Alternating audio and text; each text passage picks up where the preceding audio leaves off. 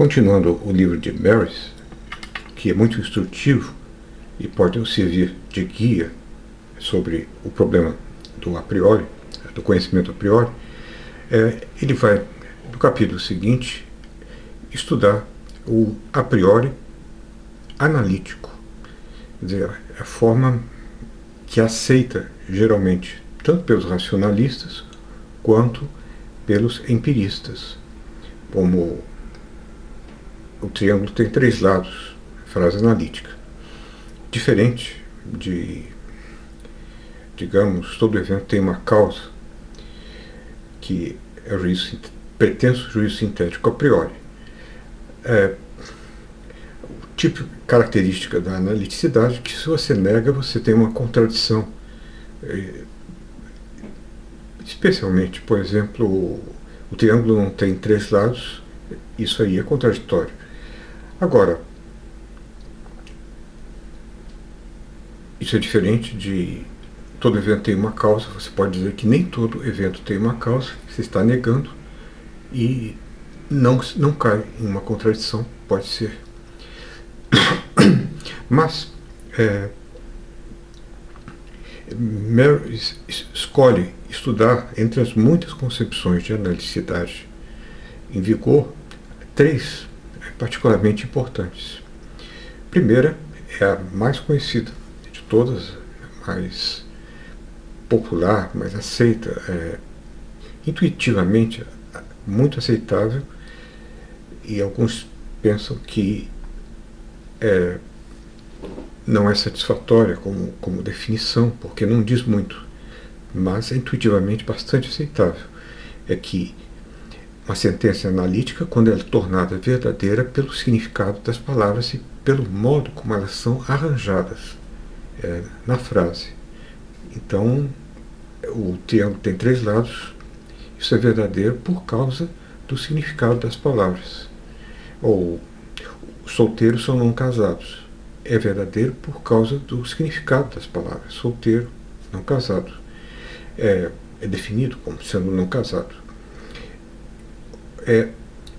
Essa primeira definição que ele vai estudar. Depois a segunda, a sentença analítica, se somente se o entendimento dela é suficiente para justificar a sua verdade. Entendeu? Você sabe que ela está sendo justificadamente verdadeira. Essa ele chama de concepção epistemológica. A primeira é também chamada de concepção semântica, geralmente. A terceira é uma sentença analítica quando é estipulada como verdadeira. Essa concepção que ele chama de estipulativa. 1 e 3 pertencem à semântica, que é a teoria da verdade, segundo ele, referência e significado. Mas temos aí as três teorias da analiticidade. Ele começa com a história da analiticidade. Locke, diz ele, foi o primeiro filósofo a abordar a questão. Eu não sei, Leibniz, creio que sim, mas Locke acho que foi um pouco anterior a Leibniz. Ele as distinguia como sentenças frívolas, sentenças irrelevantes, trifling propositions, e hoje as chamamos de analíticas. Talvez tenha sentenças, nós chamamos de analíticas seguindo Kant, mas Locke chamava de sentenças frívolas, como solteiros são não casados. Para Locke, ideias complexas, a construção empirista da realidade é assim: ideias, você tem primeiro ideias de sensação que são dadas daquilo que é dado nas sensações, de qualidades primárias e secundárias, e com isso que lhe é dado, você vai construindo combinações de ideias, e com isso você reconhece tipos de objetos, como cadeiras, e assim você pode formar todo mundo de combinações que concernem a realidade ou não, podem ser imaginárias, como um cavalo com asas que voa. Então, nós temos aqui, se nós retirarmos, predicarmos uma ideia de uma ideia mais complexa, nós obtemos uma sentença frívola, sentença dita mais tarde analítica por Kant. E o exemplo dele, todo ouro é fusível, fundível. Então está no conceito de ouro que ele é fundível, está na ideia de ouro que ele é fusível para Locke, no entender de Locke. Então é frívola, uma sentença frívola, mais tarde batizada de analítica por Kant. Outro exemplo, o que for será. Kant, passando a Kant, ele foi o primeiro a usar o termo analítico na crítica da razão pura, e ele aplica a juízos, atos de crença em proposição. Uma sentença tem sujeito e predicado, SP. Um juízo é analítico quando o conceito do predicado está contido no conceito do sujeito. Exemplo, todos os triângulos têm 3 lados. Então está contínuo o conceito de triângulo, que ele tem 3 lados, porque o triângulo é definido como uma figura fechada, plana, de 3 lados e 3 ângulos. E adicionar que ele tem 3 lados não é adicionar nada, é adicionar algo que está já contido no sujeito. Então, ele fez a distinção. Kant, nota Marys corretamente, ele fez a distinção em parte para mostrar o quão pouco de nosso conhecimento a priori é analítico. Porque o que importa a Kant é o sintético a priori, não analítico a priori, ou Trifling Proposition, ou coisa assim, que é o analítico. E Frege, diversamente de Kant, queria que o conhecimento matemático fosse analítico. Aqui já passa a Frege. Para Kant, o conhecimento matemático é sintético a priori, mas não vamos entrar nisso. E para Frege, grande filósofo da matemática do século XIX, inventor da nossa lógica simbólica, a aritmética, subtração, adição, multiplicação, para eles são analíticos. E mais do que isso, ele tentou e quase conseguiu, foi um trabalho imenso e profundo e revolucionário, reduzir a lógica, reduzir a matemática à lógica. Positivistas lógicos, como bons empiristas, eles tinham uma rota barata, diz Marys, para a prioridade. O único conhecimento a priori que podemos ter é o analítico. Reichenbach, aqui ele vai considerar, são os filósofos de 1920, 30, que desenvolveram a filosofia da ciência, que eram cientistas, físicos, matemáticos, e que queriam tornar a filosofia científica, que depois emigraram para os Estados Unidos e influenciaram muito a filosofia norte-americana. O único conhecimento a priori, para eles, geralmente, era conhecimento analítico. Eles eram empiristas ou positivistas lógicos. E Reichenbach defendia que a geometria do espaço físico é analítica. A geometria riemanniana é difícil de aceitar que seja assim. E eles achavam que nós não podemos alcançar conhecimento substantivo sobre o mundo analiticamente. Esse é um ponto pacífico entre empiristas. O conhecimento analítico é um conhecimento linguístico, um conhecimento convencional ou coisa assim, diz respeito à linguagem, aos significados que damos às palavras, mas não diz respeito ao mundo, e, portanto, nós estamos protegidos de levar muito longe o conceito do a priori. Fica restrito a essas convenções. Só que, se essas convenções não têm fundamento, elas são estipulações. Finalmente, no final da história, um discípulo discípulo rebelde dos positivistas lógicos, empiristas lógicos, foi Quine, que atacou os positivistas dizendo que o analítico não existe.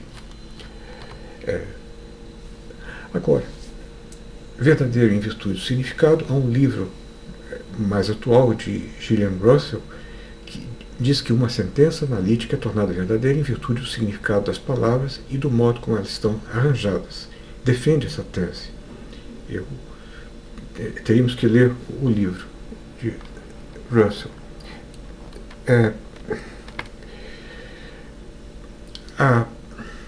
O ponto aqui é de que o verdadeiro em virtude do significado seria necessário. Aqui ele faz uma distinção que é conhecida e importante, que eu não sei se é de Kaplan, de que a proposição necessariamente, a proposição necessária é aquela que é verdadeira em todos os mundos possíveis, isto é, em todas as situações diferentes de mundo. Você pensa no nosso mundo variando a sua constituição, simplificando ou complicando ou adicionando, tirando. Então você tem um mundo possível, que não é o mundo atual. Ora, a proposição que é verdadeira em todos os mundos possíveis, digamos 2 e 2 são 4, ou não pode ser que P seja verdadeiro e falso ao mesmo tempo, uma proposição não pode ser, pensamento não pode ser verdadeiro e falso, parece que isso é verdadeiro em qualquer situação de mundo, em qualquer contexto. Então, essa é uma definição de necessidade. Mas existe um outro, mais fraca, que em qualquer contexto de proferimento a sentença é verdadeira. E ele dá 2 exemplos que esclarecem isso. Se isso existe, então Venus é Hésperos, seria para ele verdadeiro em todos os mundos possíveis, portanto, necessário no primeiro sentido. Ou então, água e H2O, para Kripke, isso, 2 e 2 são 4, melhor dizendo, é verdadeiro, parece, em todos os mundos possíveis. Agora, eu existo, de Descartes, isso também é necessariamente verdadeiro, mas é necessariamente verdadeiro no nosso mundo, porque eu não posso dizer eu existo e estar dizendo alguma coisa falsa.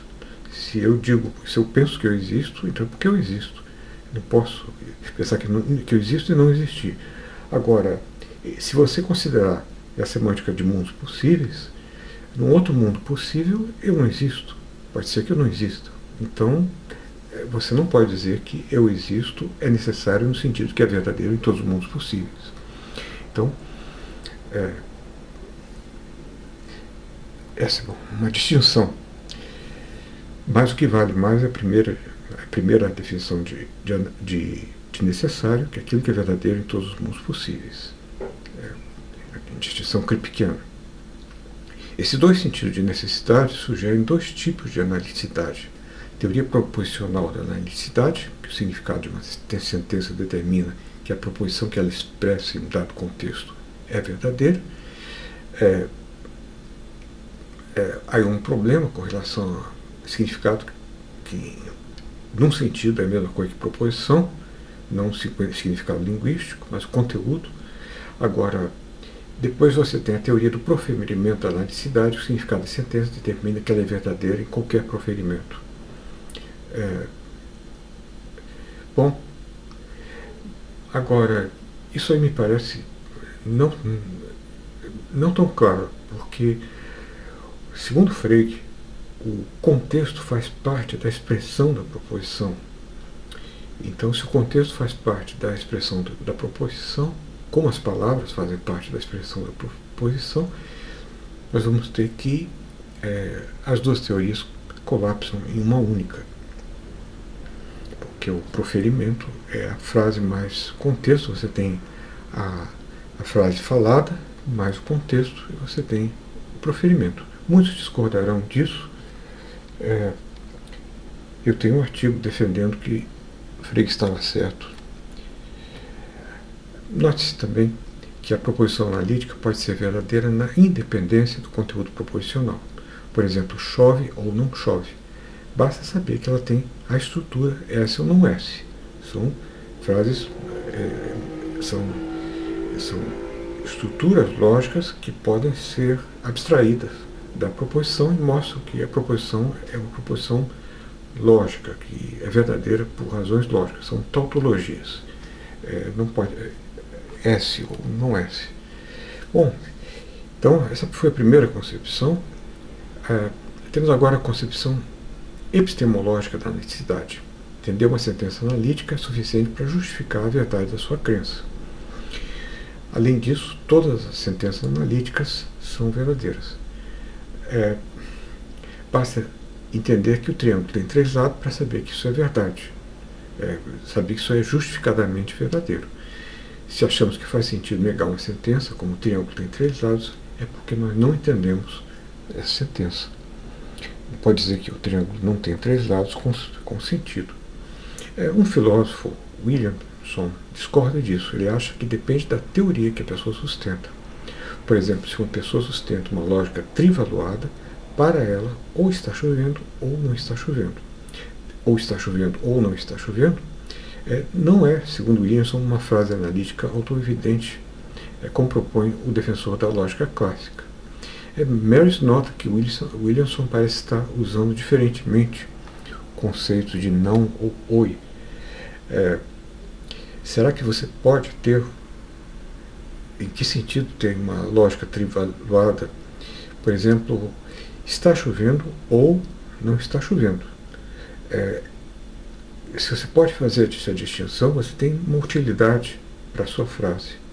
Agora, está chovendo e não está chovendo, ou você não sabe se está chovendo ou não está chovendo, isso é um limbo que não é verdadeiro nem falso, mas em que a frase você falha em dar aplicação à frase. E será que ela tem sentido se ela não pode ser nem verdadeira nem falsa, se ela está nesse limbo? Será que tem sentido para nós? Se nós entendemos que a frase depende de uma regra de identificação ou verificação, nós não podemos mais aplicá-la. Ou podemos aplicá-la e não aplicá-la. Para certos lógicos, sim. Embora eu prefira a primeira sugestão. Ou você aplica, ou você não sabe se pode aplicar, então você não aplica. Se está na fronteira indivisa, já pode passar. Você não sabe se aplica ou aplica, não aplica, então. Bom, eu lamento, eu prefiro a primeira, mas eu não tenho aqui argumento. A fronteira indivisa já pertenceria à ligação? Não sei, não tenho. Você pode definir que pertence à negação e pronto, você tem aí algo razoável. Williamson acha que negação e disjunção têm o mesmo sentido. Marys, que aliás é um especialista no assunto, pensa que o Williamson está errado. E que o problema é que o defensor da lógica trivaluada se depriva de certos raciocínios que nós de outro modo aplicaríamos. Ele não está sendo contra a lógica trivaluada, mas ele acha que elas não se opõem à lógica tradicional. Então, entender uma sentença analítica é suficiente para justificar a crença em sua verdade sob o suposto de que uma pessoa possui habilidades de raciocínio normais. Tenta remendar a noção de analicidade aqui como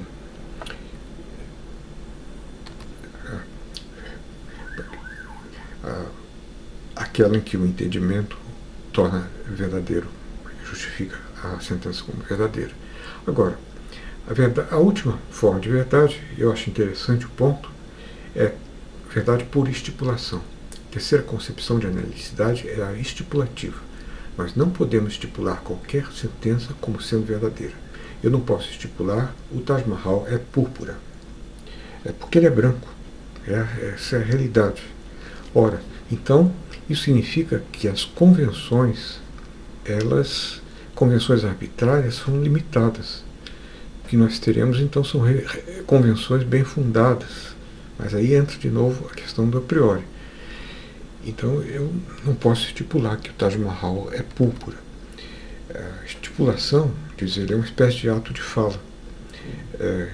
Mas eu tenho que ter condições em que não haja nada como uma base que não me permite, uma base de realidade que não me permite estipular. Então, no ato de fala, como eu te batizo, Rainha Elizabeth, quando um bêbado joga uma garrafa num navio à noite, isso não é um batismo, segundo a teoria dos atos de fala. A estipulação demanda circunstâncias que a permitam.